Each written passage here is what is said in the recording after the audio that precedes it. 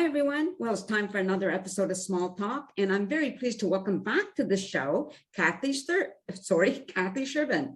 Welcome back to the show, Kathy. Hi, Nancy. Thanks for having me back. Oh, it's my pleasure. I was never sure how to pronounce your last name. I forgot. Is it Sherban or Sherban? Sherban. Okay, Sherban. Okay. Now, that's good. Now, when you were first here, we talked about how you transitioned from, although you've always written poetry pretty well, right? But you were in finances, and then you became a poet, an author, an accidental poetess, which I love. It sounds so. So what's been happening since you were last on the show? Well, a lot is always happening. I've been really fortunate that a lot of my work is being picked up now by outside publishers to publish in magazines. Nice. I've been picked up for 4 global anthologies in the past year, which has been really good. Wow. Yeah, I'm particularly happy, to be able to participate in them, especially because, you don't only just represent, poetry, but you're representing, a piece of your country. Yeah. The last anthology I was included in was called Poetry for Ukraine.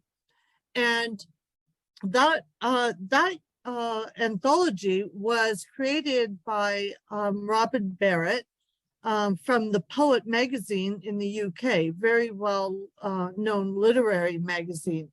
And the purpose, of course, was to, to support the Ukrainians during this particular crisis. Right. And all the proceeds, of course, will go to the Ukrainian Crisis Fund.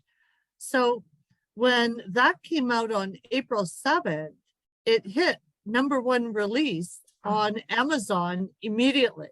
Nice. So that was really great. I was really proud of that, to be included, but also for the success of it, Yes. The other thing too is, so I submit to many magazines. Sometimes I go through spurts where I do it more, I have more time on my hands than others. So I did a bunch of submissions, and one of my poems that I wrote as a result of a post that I did on my Facebook page after our last interview. Okay. So after we talked the very first time, I had a lot of people come to me and ask me, a lot of questions about my background. And so I posted a brief story about how really I went through my entire Bay Street career with imposter syndrome because I only had a grade 8 education, and I was very ashamed of that. And I was always very afraid that people would find out and that I wouldn't be considered worthy, right? Within the industry, that, people would have these conversations about what university or alma mater they came from, and I would head to the bar to get another drink because I'm not talking about that. Yeah. I have nothing to, to include. So after I wrote that, it just made me think, about that experience. And I put it into a short poem called A Woman of Substance. And I submitted that poem to, 4 magazines, and they all came back and wanted to publish it. But I could only publish in one. Right. So of course, I gave it to the first one who acknowledged receipt, called Spillwords Magazine. And so they published it on International Women's Day in their magazine. Oh, nice. Yeah, so that was really cool. So there's some pretty good things that were happening with that. So yeah.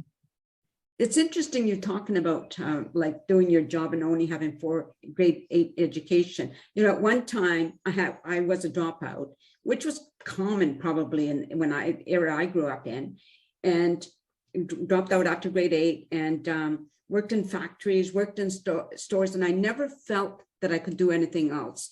7 years later, 8 years later, I decided I was so unhappy. And again, I was embarrassed about the fact that I couldn't hang around with, I couldn't contribute to certain conversations, right? Yeah. When you're with people who are in university or have been into university. And then when I went back to school, it was the most wonderful time of all, because we did 3 grades in a year. It's like boom, boom, boom. It was so much fun, you know, and Yeah. it was hard to learn, mind you, because once you're away from school for a couple of years, it's really difficult to think, right? To get your head back in gear. But the fact that you were able to have that job, sustain that job for that length of time, you know, 35 years. Yeah. 5 years is, I guess at that point, what you're thinking, probably, maybe, I don't know, you had no idea how good you were because you would never have been able to be there that long. It's the unfortunate part about the whole story, and this is the other funny piece of it, just to circle back for a second. After I posted that, I am still in touch with my grade school teacher.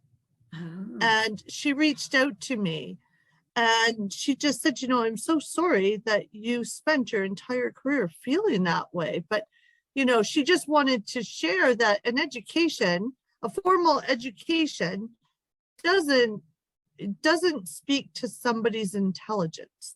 Right. And that you can be successful in a lot of different ways through a lot of different avenues, and that not everybody has the benefit of that education. And so, so when I think about it, it makes me sad that I wasn't able to live in the moment and appreciate each success as it occurred. I couldn't celebrate it because it was a success to me, but other people wouldn't have understood that because they didn't know my story. Right. That's true. But let's celebrate it this moment. You were awesome. Oh, well, thank you. So I want to read that poem to you, just because I feel like it just, when you write something, when it's good, but you also know when something is special. Right. And so when I wrote A Woman of Substance, I felt like I knew. To me, it was special. And I was so grateful that other people found it special as well. So it says, a courageous soul, her broken heart heals. Sad eyes smile, resolve turns to steel. Her universe heavy, a 2-ton load. She rises above it, refuses to implode. Braving each storm, igniting life's fire. In a league of her own, she's a quiet outlier. The world isn't ready, what little they know. A woman of substance, ready, set, go.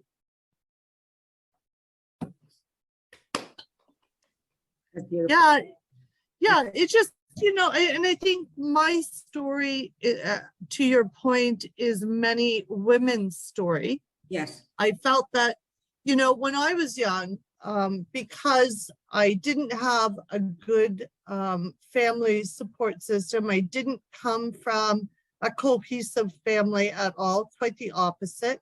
And as a result of that, there was a lot of friction in our house.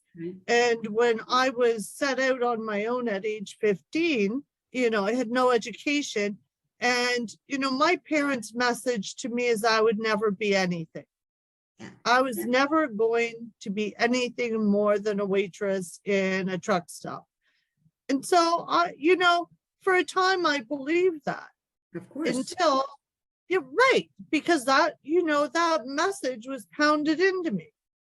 Mm-hmm. So, at some point, I guess internally, I knew I had to survive. There was no plan B because I had nowhere to go back to. My parents' home was not open to me.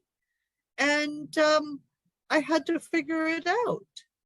And I did, And you did. one step at a time. Right, one step at a time. You know, So, yeah, sorry, go ahead. yeah, is it so, the message, of course, is to people when life is very messy. Our roads are not paved in gold like the Wizard of Oz. Yeah. And when things happen, you pick yourself up and you keep going. You don't stop. I can relate. I was considered, which I didn't realize till I was older, that I was considered one of them to be not smart in the family. And I think, well, Yeah, hey, definitely. look what I'm doing. I couldn't have been that dumb, you know? Yeah, but a lot of it is, your self-esteem begins at a very young age. Yes. When I was a child, my parents didn't have money. In fact, we were extremely poor. And so they sat my two brothers and I down one day at a very young age. And they told us that they would only be able to help one person go to school. And that they had chosen to help my youngest brother because he was the smartest. So my older brother went off very early and joined the military at 18. Right. And I, of course, was out on the street having to go and find my own way. Yeah. So, I never thought I was smart too. And I also was very afraid of failure. I didn't want to try because I felt that I wasn't smart enough, because that is what the message was, like you said, right? Yeah. And one of the things I think we can relate to, once I went back to school, I had worked in offices and I felt like a phony. I felt like I shouldn't be doing that job. Like if I was given compliments like, oh, you're so quick, so fast, and I would make excuses. Well, I've got a calculator. So it's only because I have a calculator that I can do this, It's really strange, right? What it does to your brain, to your thinking. Yeah, I definitely relate to that. And, I became vice president of finance. One of very few female executives, right? At that time on Bay Street. And, wow. It was one of those things where I knew I had earned it, but I had such a tough exterior that I'd had to build to protect myself and to protect that little world that I'd created, because in my mind, it was a big facade. And in reality, it wasn't. I had earned my way there. Right. And I did very well. But during that time, until I was actually out of it, that's what my perception was. And so that's how I handled it, right? Yeah. I think it's easier like to look back and see where we put ourselves. I always believed I was fat because I was told I was fat.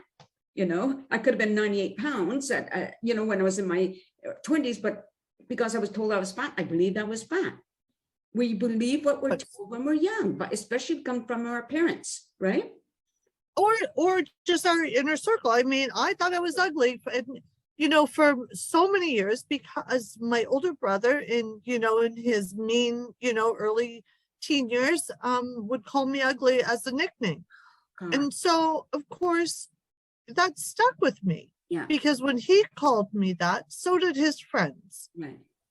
And eventually, if you hear it often enough, you believe it. You believe it. Yeah, it's right. Interesting. Yes. And I think that the beauty of where you are now is you're able to share this through your poetry, right? And it touches so many different people's lives. That's the beauty of it, I think. Well, absolutely. And, the other thing that I have done, which is, I'm really happy with as well, is in the UK, there's a magazine now that was newly created. There's a group called Poetry for Mental Health. And that group has created a magazine dedicated to poetry for mental health called Mindful. So I spoke to the editor, and told him, bits and pieces of my story, and ended up writing the feature article for the inaugural edition in, I think it was November of this past year. So with that, of course, he included a few of my poems, Right. and then for their second issue, I wrote the follow-up part 2 of my story. Wonderful. And that was their feature story for that edition as well. So I think that, mental health, for me, of course, because of coming from such, my background was not great. I'd gone through a lot of trauma as a child. As a result of being on my own at a very young age, I had many negative experiences. And I think when you're young and things happen to you very young, it really sets you up as a victim Yes. to other predators, Yes. because I didn't have any self-esteem or self-respect or any confidence. I was just totally void of all of that. Yeah. And as a result, of course, emotionally, it took a toll, but it also set me up for many traumatizing experiences. And not just in my youth, but throughout my career for a period of time as well. Mhm. Because, of course, I built my career on the back of misogyny, right? Right. So I've written a lot of poems about mental health because, I've struggled with depression and PTSD. I didn't know what it was for many years. Mhm. And I think when you're a workaholic, that's where you bury yourself and all your angst, right? And when I stopped working, as a result of COVID, is when all of this came home to roost. I had no place to hide from myself anymore. Right. Right. Yeah. So, it's like you don't want to name, shame, or give gritty details, because really that's not the point of it. But Yeah. I share my short little stories in poems so that other people can relate and know that they're not the only person who's had that experience or is going through that particular experience. Right. Well, I think that's wonderful. I really do. I think it helps people, right? To know that you can experience all these horrible things in the youth, or again, in your early, whatever age it is, but there is a light at the end of that tunnel, and maybe you're that light for a lot of people, and I think that's wonderful. I think there's a light, and I think that it's, you have to rip back the curtain of shame. Yes. So that it's not a stigma anymore. Yeah. If you have a bad heart, people feel sorry for you. People empathize with you. They care about you. Mm-hmm. But if you tell them that, you're suffering with depression, buck up. What's wrong? Come on. Yeah. Things aren't that bad. They'll get better. And for some people, yes, it will. Some people, it's easier than others for them to come out the other side. It's short term. Other people, it's more deeply ingrained. Some of it's chemical imbalances. There's a lot of, so many variations of what that looks like. Absolutely. But I kind of felt a responsibility to talk about it once I was able to share it in a more, just kind of logical manner where I could put it in perspective. Mm-hmm. And if I can go through my life and come from where I did and get as far as I did and have hidden that from people, how many other people are hiding it too? Nobody even suspected the struggles I was having. Right. They didn't know because I didn't let them in. I hid it so well. Yes, I understand that. Like even for me, the minute I left my home, I put on my happy face, when I left the house. that's what it was. So the world wouldn't see what I was feeling. Of course, because if, for me to let anybody in would have been just, I couldn't do it because it was a survival tool for me to stay in control of myself. Yeah. Right. And it became a very tight mechanism. And I had to be a chameleon constantly. It took a lot of effort, to get up and put that face on every day for the world, for my work, for my friends. I didn't let that mask drop for anybody. Right. I didn't. Yeah. It's kind of interesting, as I think about what you're saying, like, for me, like I talked about my abuse, but I talked about it as if it didn't really touch me. I wouldn't show my vulnerability, but I would talk about it. It happened. Yes, it happened. And it's like big deal sort of idea, and that was the way I protected myself. So we all have our ways. We either don't talk about it at all and hide behind our happy face, right? Or act like it didn't even affect us, which is, it's impossible.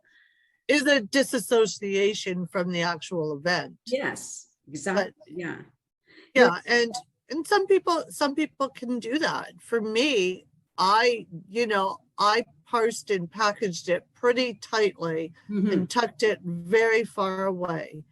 When that Me Too movement started, yes, I had about 6 months of, I would get up in the morning and tell my husband the flashbacks that were coming to me were horrific, and they didn't stop for such a long time. And then one day he said, did you have any, bad dreams or flashbacks last night? And finally one day they stopped. It's almost like they just all came rushing out, and I couldn't stop them once the tap started flowing. But for many years, I normalized a lot of those events because that's the way they were treated. right.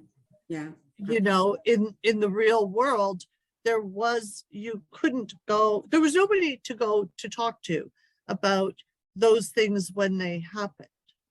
And so you would normalize them and brush them off because it happened to everybody.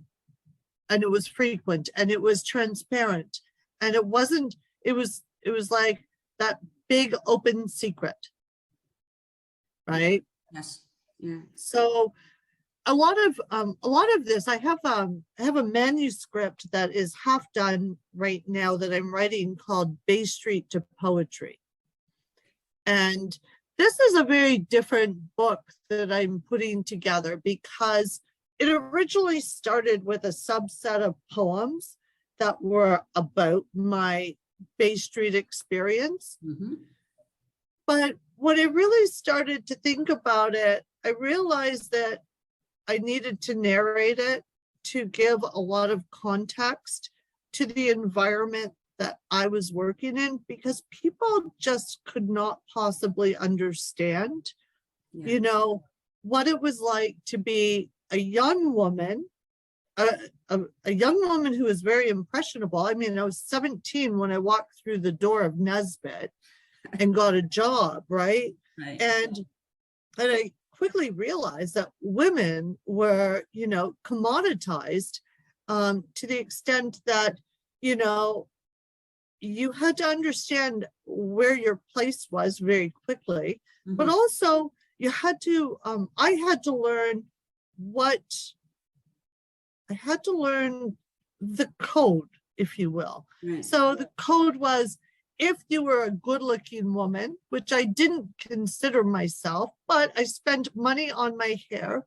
I spent a crap of money on suits that I could not afford, short skirts, high heels. I'm 5'8". I have very long legs. I was 110 pounds, size 2.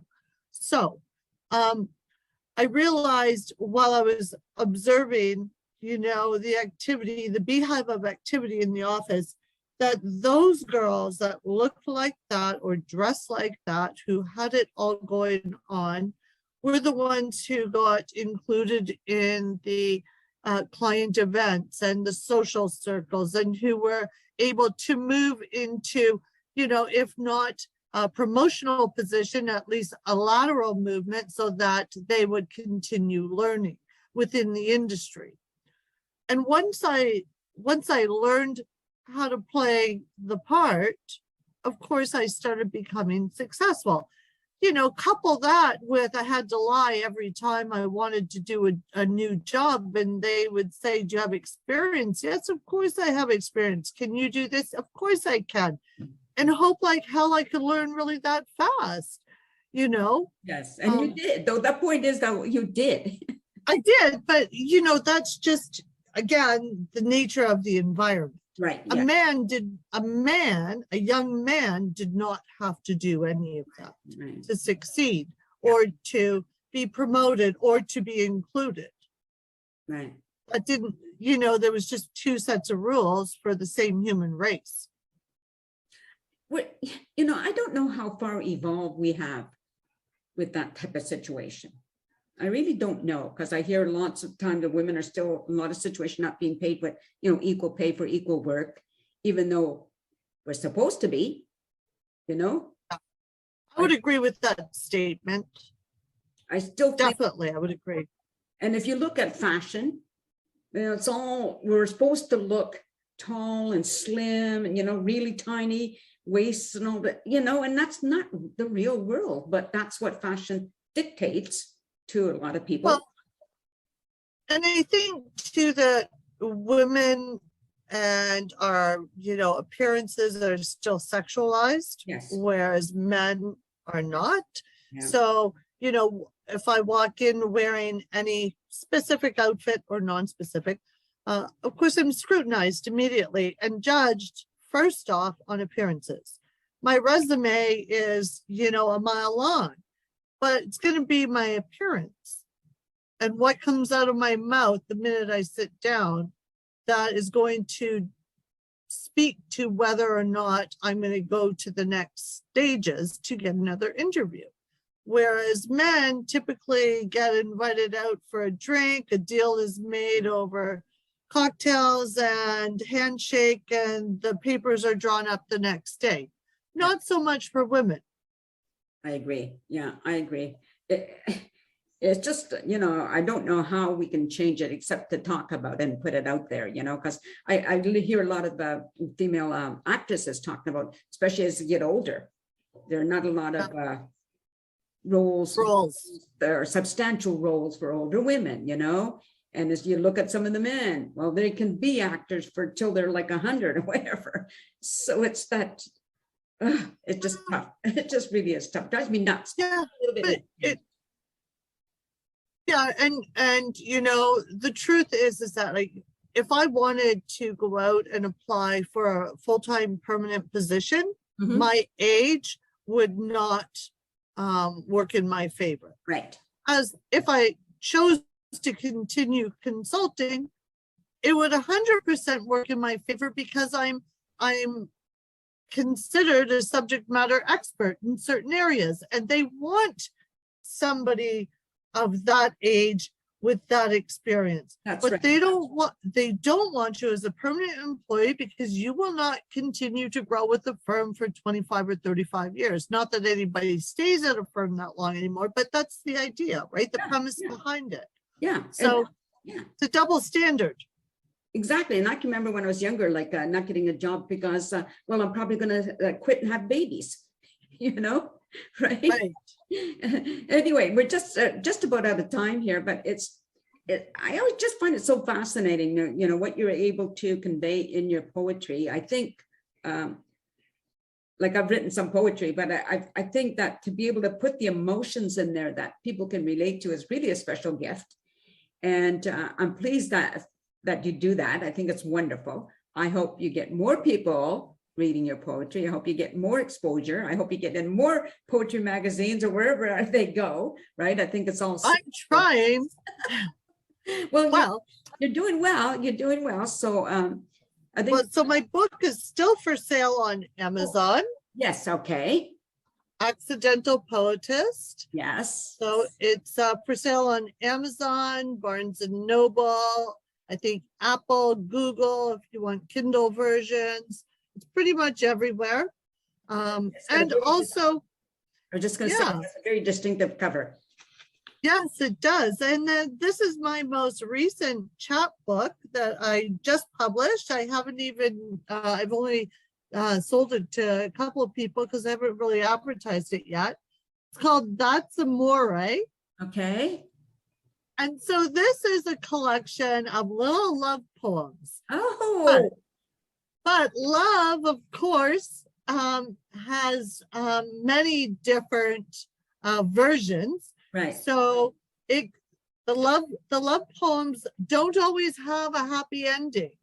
And some of them are, the one in particular that I'll leave you with. As a mother, I wrote this for my son just after Thanksgiving when he was home. And, I put it in this book as the very first poem because it's where everything begins. So it's called In Utero. And this is the cover art. Okay. Oh, Oh, do you see it? yes, definitely. There we go. All right. I'm trying to keep it straight. There we go. So in utero, I loved you as a seed in my womb, from concept to human, before you entered the room. I sensed your presence, enthralled by your spell. I felt your soul, and I knew it well. Your beautiful spirit, absent gender or name, akin to the borealis, blazing your flame. The beat of your heart, intimately known, my babe in utero, never alone. Wow. That's beautiful. That's amore. That's beautiful. Thank you so much, Kathy. Thanks so much for having me, Nance. For sure. Thank you, everybody, for watching. And remember, you can find Kathy's books on Amazon. Where else did you said? Burns? Barnes and Noble, Barnes and Noble. Amazon, Yeah. or Kindle, Google Play, Right. So check it out. or go to my website, There you go. www.kathysherban.ca. Okay, and I'll make sure I include it as well. So thanks again, Kathy, and thank you. Thank you, everybody, for watching this show. Be nice, because that's what I'm telling everybody. Just be nice. There's no reason not to. And peace out, everyone. A sense of community, Chilliwack's a place to be. A sense of community where you're free. Rolling through the mountains, rolling through the valley, rolling through paradise with me. It's multicultural, you're sure to see it all. Chilliwack's the place to be, you'll see. Come party in the park, go dancing after dark. Chilliwack's a place to be, you'll see.